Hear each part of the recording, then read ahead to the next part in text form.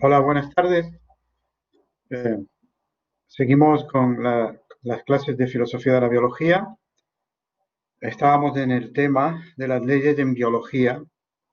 Habíamos visto cómo muchos filósofos de la ciencia y algunos biólogos han negado la existencia de leyes científicas genuinas en biología, leyes comparables a las leyes de la física y de la química, y habíamos dado las razones. Fundamentalmente esto se basaba en el principio de contingencia evolutiva, es decir, en la idea de que el proceso evolutivo es un proceso único que ha seguido una trayectoria determinada debido a diversas contingencias históricas, pero si volviera a repetirse no se daría de la misma manera, con lo cual no es posible establecer leyes sobre fenómenos que tienen un carácter único.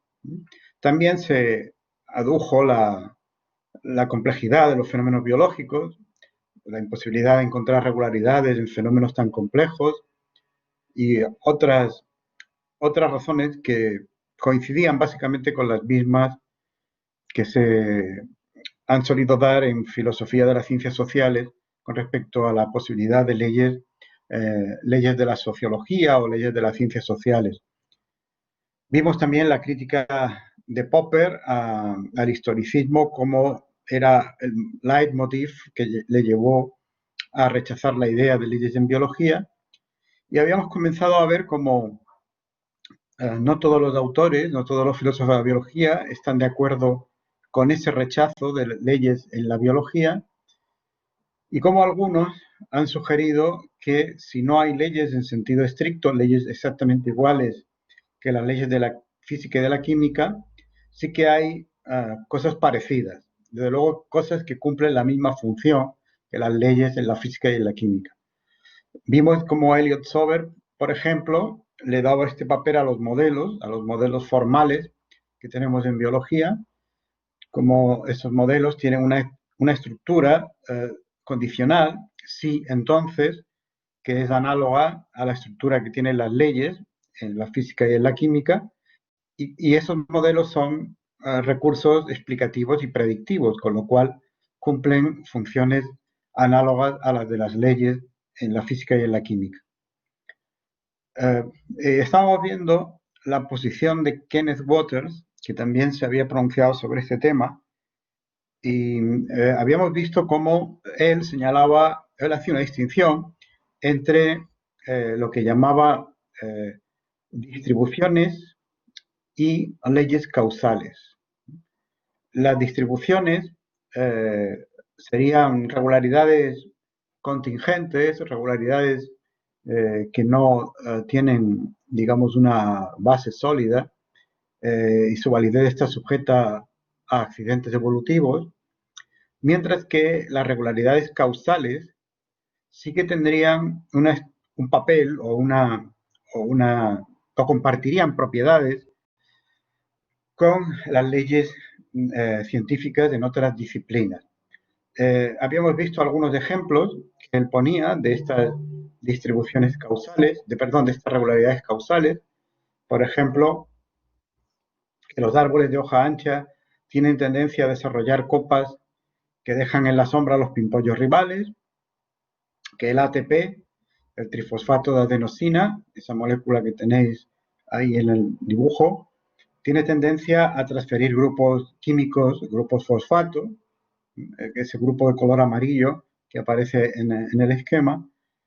Eh, que otra regularidad que él menciona es la regularidad mendeliana de la segregación cromosómica, es decir, lo que se conocen como las leyes de Mendel, que Waters no cree que sean accidentes históricos, como sostenía John Beatty. Y finalmente, que los con gran contenido de elastina se expanden y contraen cuando son sometidos al aumento o disminución de la presión del fluido interno.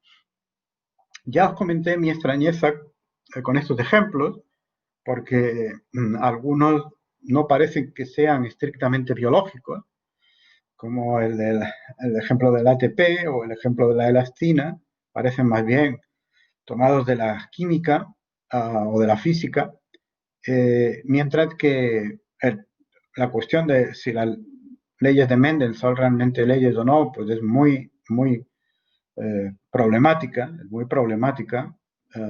Y el ejemplo de los árboles de hoja ancha, pues no parece que sea una gran cosa como ley científica, ¿verdad? Habíamos comentado también que para él estas regularidades causales comparte con las leyes científicas algunas características importantes. En primer lugar, se refieren al comportamiento potencial de ciertas entidades, no al comportamiento actual, es decir, a lo que puede ocurrir en caso de que se den ciertas condiciones. En segundo lugar, y relacionado con lo anterior, apoyaría el correspondiente enunciado condicional contrafáctico, es decir, apoyaría un enunciado del tipo, si estuviéramos de las condiciones X, entonces se daría el comportamiento Y. En tercer lugar, no estarían circunscritos a unos límites espaciales o temporales concretos. Y en cuarto lugar, tendrían relevancia explicativa. Bueno, esto es lo que sostiene, pero fijaos en la característica 3, no están circunscritos a unos límites espaciales y temporales concretos.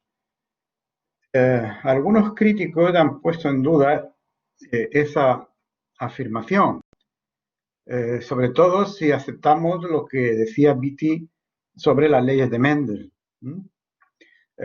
Waters, en efecto, piensa que estas leyes expresan una disposición necesaria a transmitir genes de un modo determinado en ciertos organismos con unas características fisiológicas concretas, pero entonces se puede aducir desde la perspectiva de la contingencia evolutiva que en el caso improbable de que pudiéramos formular estas leyes de Mendel en términos de mecanismos fisiológicos y de propiedades físico-químicas, entonces ya dejarían de ser leyes biológicas para transformarse en leyes físico-químicas. Es decir, que o bien las consideramos como leyes biológicas y entonces estarían sujetas a la contingencia evolutiva, pues sí, de otro modo, o bien, si las conseguimos formular en términos de mecanismos exclusivamente físico-químicos, pues perderían el carácter de leyes biológicas. Por otro lado, también se ha criticado a Kenneth Waters en estos ejemplos porque ninguno de ellos puede encajarse en una teoría bien desarrollada, con excepción probablemente del ejemplo que pone del trifosfato de adenosina, pero como ya hemos comentado, ese ejemplo vendría más bien de la química y no sería un ejemplo específicamente biológico.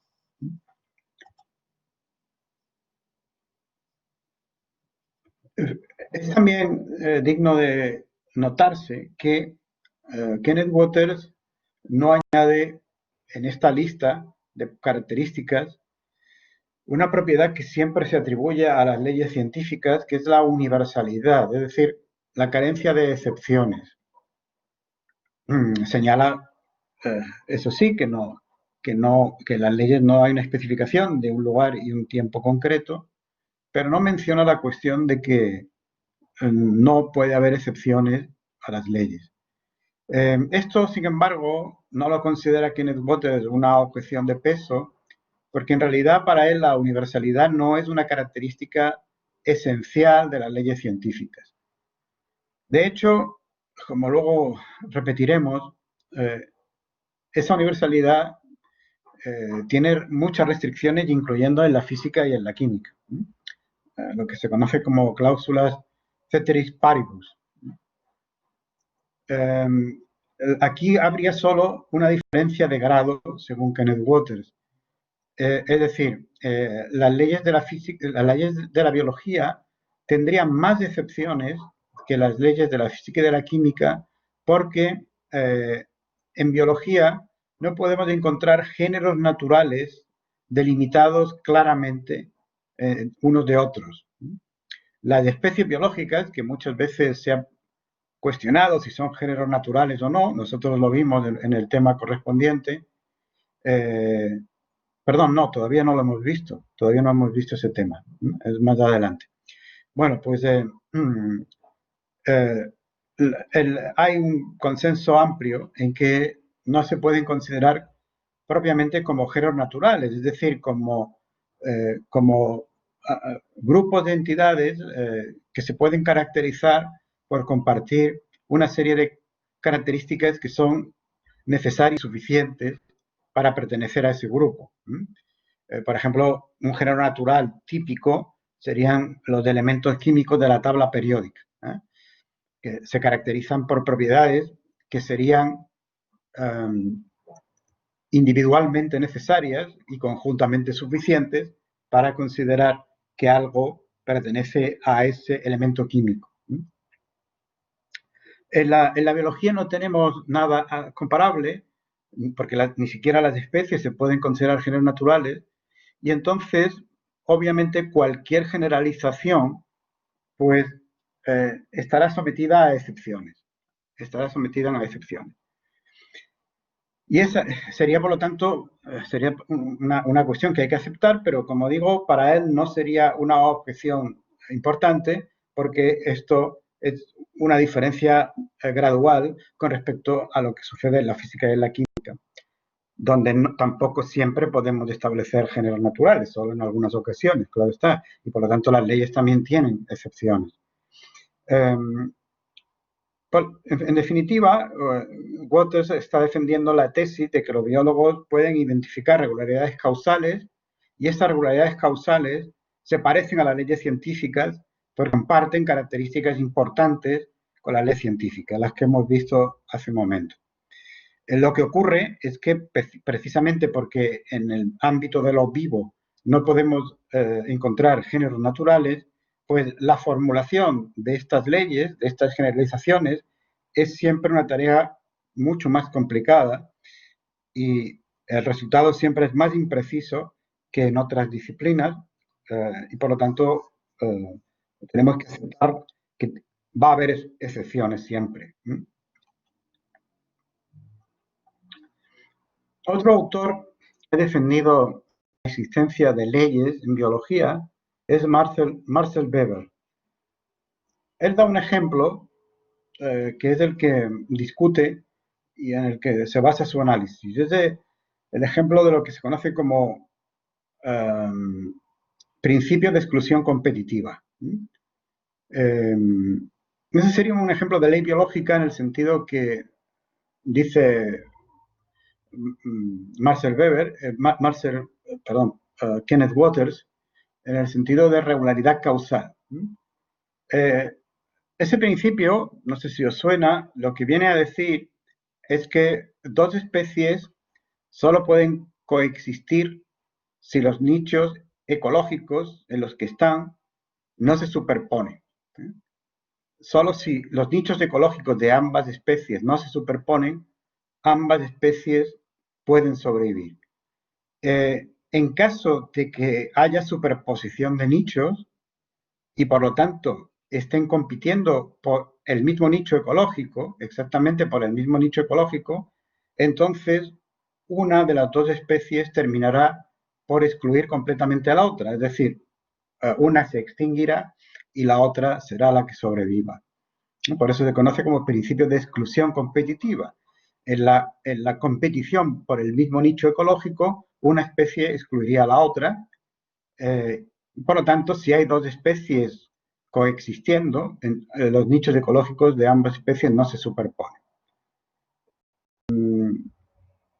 Este enunciado, según Marcel Weber, tendría de nuevo características comparables a las de las leyes científicas, aunque es verdad que el dominio en el que se aplica es un dominio restringido. Estamos aplicándolo solo a la competencia entre especies y por eso habría que completarlo con cláusulas ceteris paribus. Estas cláusulas ceteris paribus o ceteris paribus, depende de cómo lo pronunciemos, son cláusulas que vienen a decir siempre que las condiciones sean las mismas. Es decir, lo que hacen este tipo de cláusulas es afirmar que la ley se cumple siempre que se den ciertas condiciones. Ciertas condiciones. Si esas condiciones no se dan, entonces no cabe esperar que la ley se cumpla, o al menos que no cabe esperar que se cumpla de una forma exacta, y por lo tanto habrá que contar ahí excepciones. Por ejemplo, ese principio de exclusión competitiva no se cumple si un depredador mantiene a las especies competidoras por debajo de cierta densidad en la población, con lo cual la competición pues no es muy fuerte porque son muy pocos individuos los que hay. Es decir, imaginad que hubiera un depredador que es depredador de ambas especies que están compitiendo por el nicho ecológico, y aunque se trata exactamente del mismo nicho ecológico, ese depredador hace que haya muy pocos individuos de cada especie. Entonces, pueden coexistir las dos especies porque la competición entre ambas no es muy fuerte y hay suficientes recursos para las dos. O, por ejemplo, si viven en un medio muy heterogéneo. En ese caso, si el medio es muy heterogéneo, las condiciones de la competición son también distintas, porque sería algo equivalente a vivir en diferentes subnichos,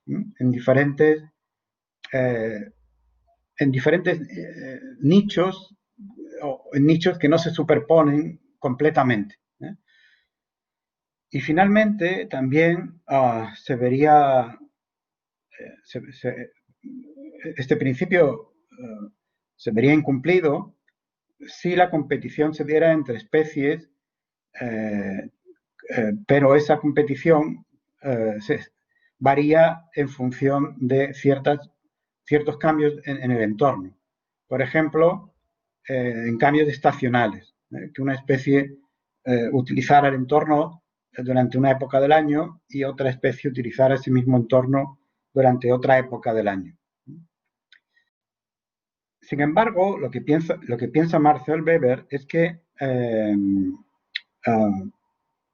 esto de nuevo no es una peculiaridad exclusiva de las leyes biológicas, porque también en las leyes de la física y de la química se requieren este tipo de cláusulas o de condiciones ceteris paribus. En todo caso, este principio tiene una peculiaridad importante que comparte con las leyes científicas, y es el que ya comentamos anteriormente, de la posibilidad de justificar enunciados contrafácticos del tipo: si estas dos especies, si la especie A y la especie B fueran a competir por un solo recurso limitante, ceteris paribus, solo una de ellas sobreviviría. Por lo tanto, como podemos justificar un enunciado contrafáctico de este tipo, el principio de exclusión competitiva podría considerarse a todos los efectos relevantes como una ley científica, aunque no tenga el mismo grado de universalidad que las leyes de la física y de la química. Pero es, como digo, una diferencia de grado y no una diferencia cualitativa.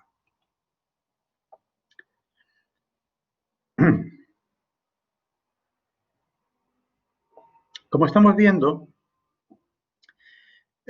los defensores de la existencia de leyes en la biología, en lo que parecen coincidir es que el problema no está tanto en que no podamos tener regularidades sobre los seres vivos, regularidades con un cierto grado de universalidad, sino que estas regularidades no encajan en la concepción estrecha que los filósofos de la ciencia han tenido habitualmente sobre lo que significa una ley científica, porque esta concepción ha estado basada fundamentalmente en la física.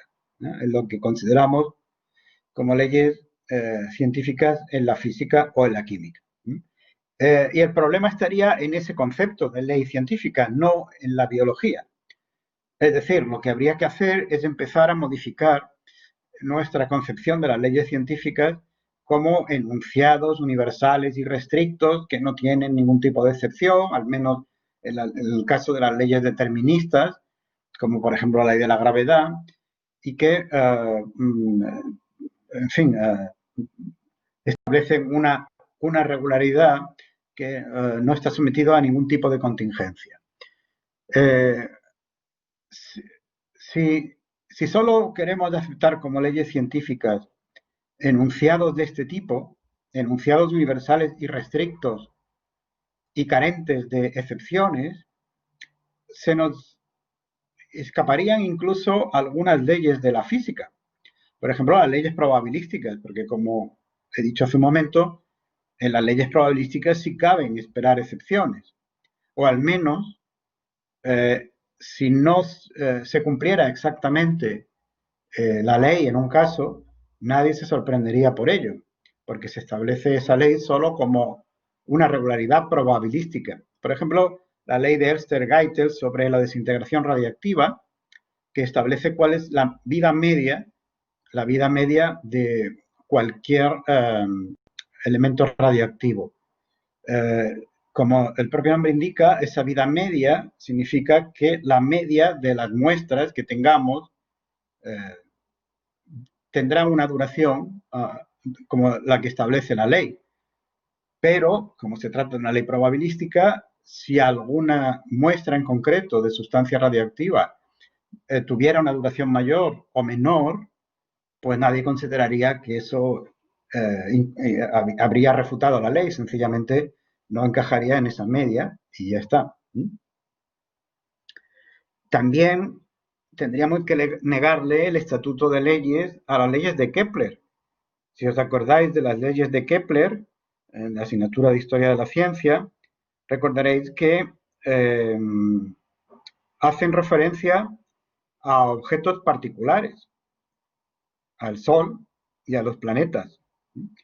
Son leyes que hacen referencia a una entidad concreta, porque afirman que el Sol está situado en un lugar concreto, en la trayectoria elíptica, o que que el planeta establece una relación particular con el Sol en su trayectoria, etcétera, etcétera.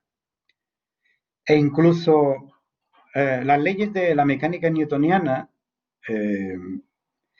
tampoco serían estrictamente leyes científicas porque su aplicabilidad no es absolutamente universal. Son leyes que se aplican con éxito a cuerpos que van a unas velocidades pequeñas comparadas con la velocidad de la luz. Pero si tratamos de aplicarlas a cuerpos que van a velocidades cercanas a la velocidad de la luz o a partículas subatómicas, entonces esas leyes fracasan. Y lo mismo con otras. La ley de los gases ideales no se cumple en condiciones extremas de presión y de temperatura, etcétera, etcétera. De manera que incluso en la física tenemos que admitir que cuando estamos sosteniendo la universalidad de una ley científica, no se trata de una universalidad absoluta, sino que en todas ellas siempre hay que admitir que habría que añadir cláusulas ceteris paribus para dejar claro que hay circunstancias en las que no cabe esperar que la ley se cumpla, aunque no se añaden porque en el caso de la física esas cláusulas son bastante evidentes, pero no hace falta señalarlas. Bueno, pues fundamentalmente esta es la posición que ha defendido y a mí me parece muy interesante, me parece que es la posición más sensata en este tema, la filósofa de la biología Sandra Mitchell. Sandra Mitchell, para empezar, cree que en el estudio de las leyes científicas habría que distinguir tres enfoques. el enfoque normativo, el enfoque paradigmático y el enfoque pragmático. Vamos a ver en qué consiste cada uno de ellos. El enfoque normativo es el que ha dominado el campo de la filosofía de la ciencia hasta el momento, y lo que trata es de caracterizar a leyes científicas como, bueno, como hemos visto, señalando una serie de características que toda ley científica debe cumplir. Y si no las cumple, pues no se trata de una ley científica genuina. Y lo que suele mencionarse casi siempre como características propias de las leyes científicas sería la universalidad irrestricta y la capacidad para justificar condicionales contrafácticos. Recordad que los condicionales contrafácticos son enunciados condicionales que expresan un hecho que no ha ocurrido, de ahí lo de contrafácticos, pero que podemos afirmar que si se diera, ocurriría tal y como la ley dice. Es decir, que habría algún tipo de necesidad natural, implícito en una ley científica. Se añaden a veces otras características sobre el modo en que deben entenderse las leyes científicas, pero fundamentalmente esos son los dos rasgos que siempre aparecen, ¿no? Están ya, por ejemplo, en el Círculo de Viena, en las ideas del Círculo de Viena sobre la explicación científica, ¿eh? Que como sabéis, pues ellos entendían como una explicación siempre bajo cobertura legal, es decir, subsumiendo al fenómeno que se trata de explicar bajo una ley científica que era entendida como un enunciado universal, verdadero y con capacidad para justificar los contrafácticos. Bien, como digo, este es el enfoque habitual.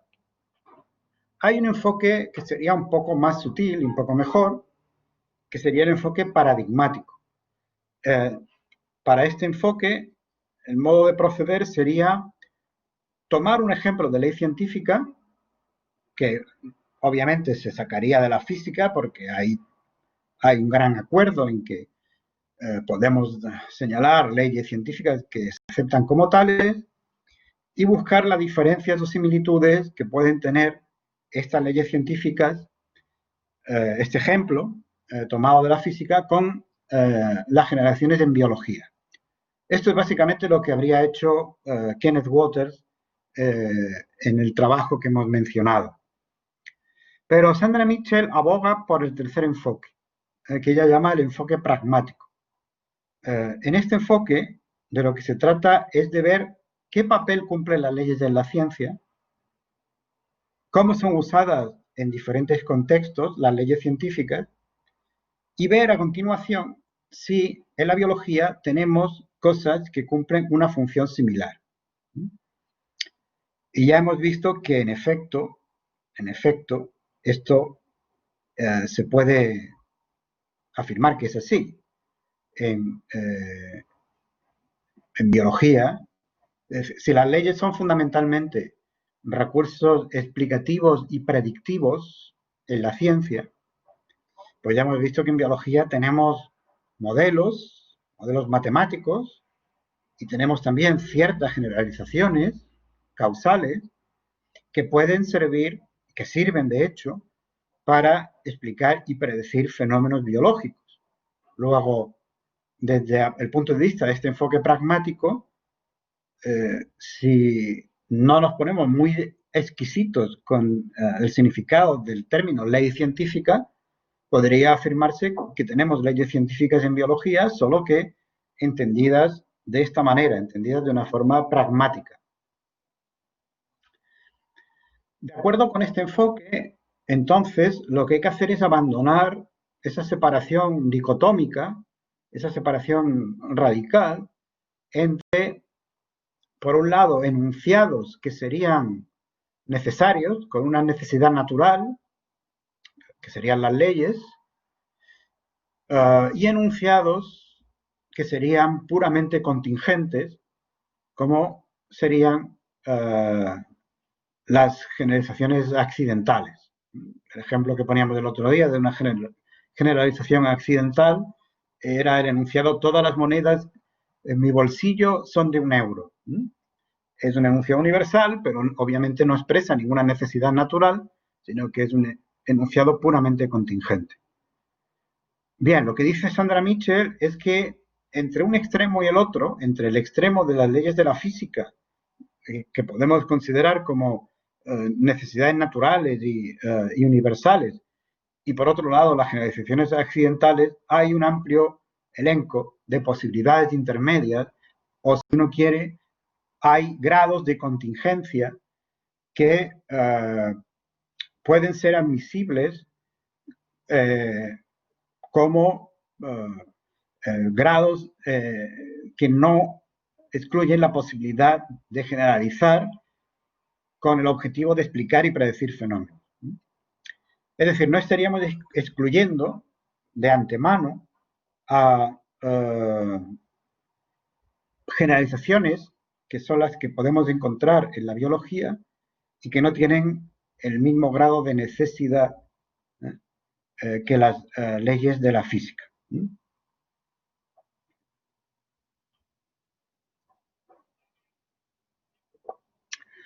En esta escala gradual, por ejemplo, en el nivel más bajo, tendríamos las generaciones puramente accidentales, como el ejemplo que he dicho, de todas las monedas son de 1 euro.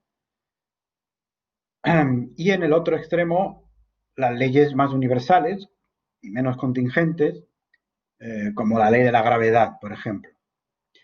Las leyes de Mendel o la ley de Kleiber, estarían en una zona intermedia. La ley de Kleiber es no sé si lo mencioné en la clase anterior, es un ejemplo que se suele citar de ley biológica, de ley estrictamente biológica. Lo que dice la ley de Kleiber es que el metabolismo de un organismo aumenta en proporción a la masa corporal elevada a 3/4. Es, por lo tanto, directamente proporcional el metabolismo a la masa corporal elevada a 3/4. Es decir, elevada a 0,75. Por lo tanto, a mayor masa corporal, menor tasa de metabolismo.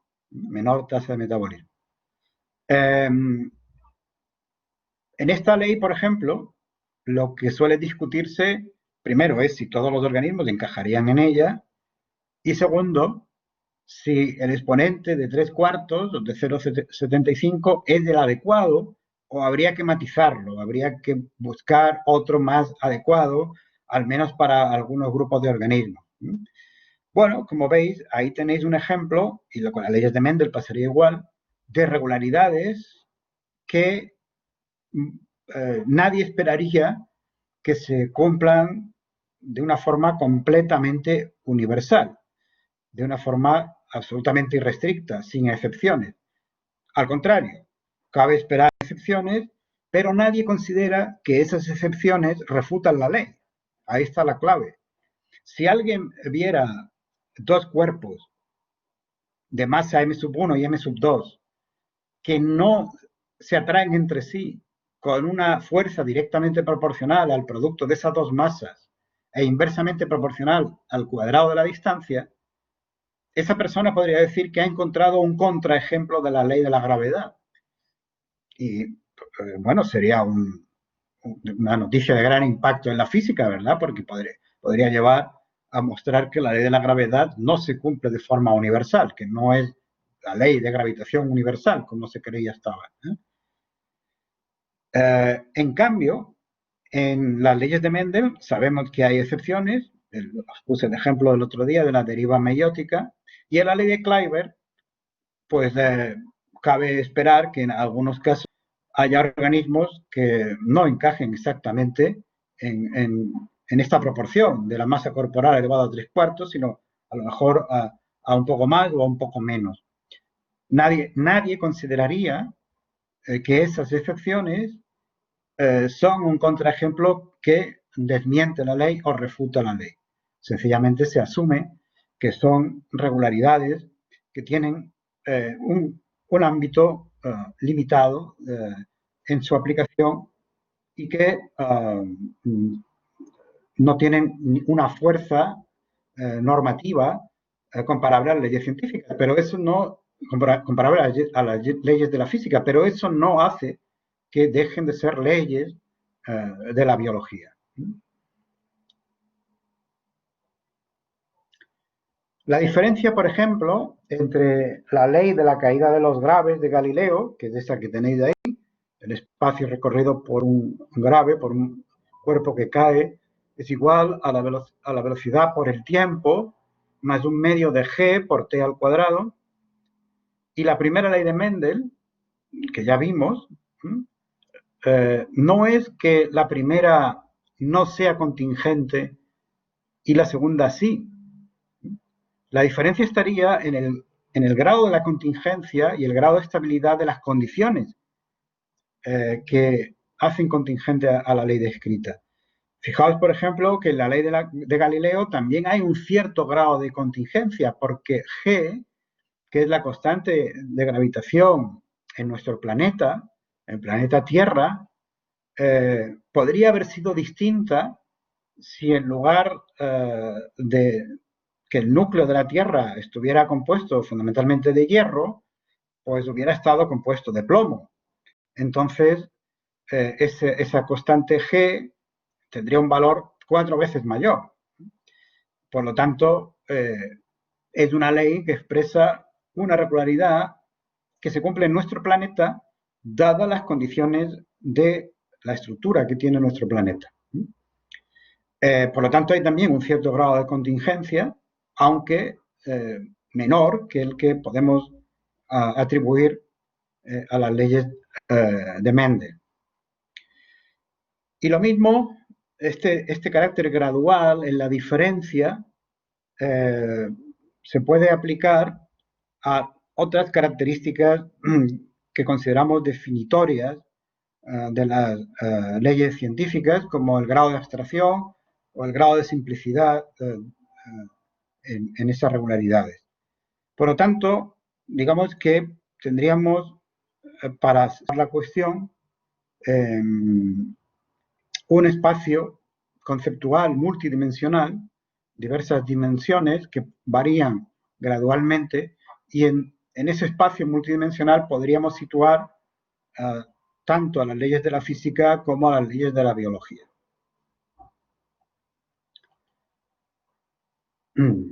Finalmente, hay también autores que señalan que en la biología podemos encontrar leyes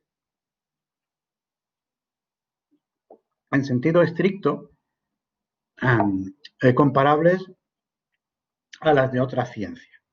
Por ejemplo, es lo que dice Mehmet Elgin, que afirma que la biología actual, que es mucho más precisa, mucho más exacta y recurre también más a las matemáticas que la biología en épocas precedentes, está encontrando ya regularidades expresables matemáticamente que son leyes en un sentido pleno de la palabra y son tan universales como las leyes de la física. Lo que pasa es que pueden tener a veces un cierto carácter probabilístico, pero también esto pasa en la física. Un ejemplo de una ley universal sería la ley de Kleiber, que ya hemos citado. La tenéis ahí en el esquema. El metabolismo basal es igual a C, una constante, por la masa elevada a 0,75, elevada a 3/4. Podemos discutir si en realidad el exponente es estrictamente universal o habría que variarlo para algunos grupos de organismos, pero bueno, en eso lo único que ocurre es que la ley se aplicaría en formas más exactas para estos grupos de organismos, pero seguiría siendo una ley. Y lo mismo con otras leyes, como otra ley que establece la proporcionalidad entre la densidad de población, la densidad de individuos en una población, y la masa corporal de esos individuos elevada a menos 3/4, o la proporcionalidad entre la duración de la vida, la longevidad, y la masa corporal elevada a 1/4. Fijaos, por ejemplo, que encontramos en los seres vivos, pues que si se tiene una gran masa corporal, se tiende a ser también más longevos. Los elefantes son mucho más longevos que los ratones. Esto no siempre se cumple exactamente así. Las aves, por ejemplo, serían una excepción porque su longevidad es mayor de la que cabe esperar en muchos casos a esta proporción que se da aquí, pero en algunos grupos de organismos al menos esta regularidad parece cumplirse. Bueno, como veis, el tema es un tema que sigue en debate, depende en buena medida cómo entendamos el concepto de ley científica. Sigue siendo este mismo concepto un concepto en debate, eh, incluso en la física, como lo prueban pues discusiones recientes en filosofía de la ciencia. Eh, eh, el trabajo de algunos filósofos de la ciencia en los últimos años, por ejemplo de Van Fraassen o de Nancy Cartwright o de Ronald Gire, pues nos ha mostrado que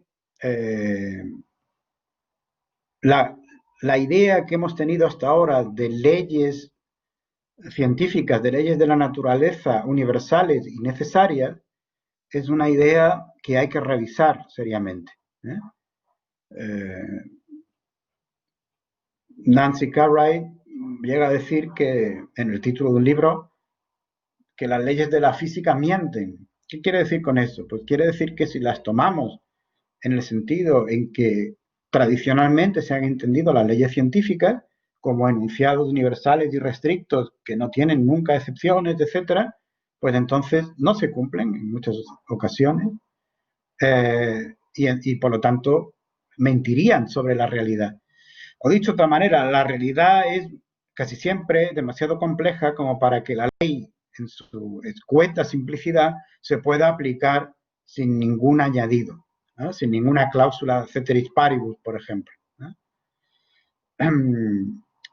De esta manera, lo que vienen a decir esos autores es que si entendemos de las leyes universales como afirmaciones generales sobre los sistemas reales y no solo como afirmaciones sobre modelos ideales que no se dan en la realidad, sino que son construcciones mentales, entonces aplicadas a esos sistemas reales, con todas sus complejidades, en su mayor parte son falsas porque no encajan exactamente con el comportamiento del sistema real. Porque rara vez el sistema real es lo suficientemente simple para que su comportamiento pueda ser modelizado exactamente por esa ley. Por lo tanto, como veis, curiosamente, el debate sobre si hay leyes en la biología se ha mezclado con el debate de si realmente hay leyes en la física tal y como veníamos entendiendo tradicionalmente el concepto de ley. Y como vemos, la respuesta es que ese concepto hay que revisarlo en la física y por lo tanto también en la biología.